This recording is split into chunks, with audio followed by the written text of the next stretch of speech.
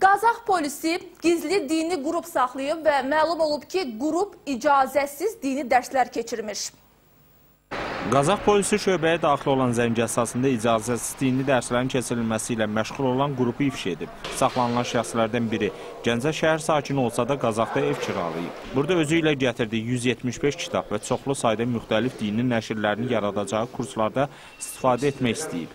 Bundan başqa Gəncə sakini 35 yaşlı Murad Ağayev yerli şəxslərdən 44 yaşlı Aqil Əhmədovla əlaqəyə girib. Lakin məsələdən xəbər tutan Qazax polisi bu işin qarşısını alıb.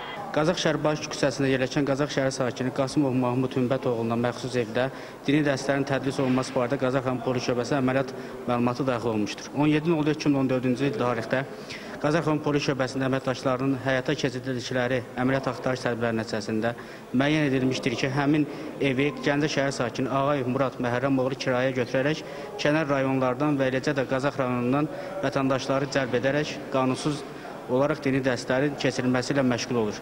Evə baxış zamanı kitablardan başqa dini tədrisə cəlb olunan şəxslərin həmin mənzildə yaşadığı müəyyən olunub. Faktla bağlı Qazax rayon polis şöbəsində təhqiqat aparılır. Vasif Vaqifoğlu, Rəşad Əliskəndərov, Space Qazax.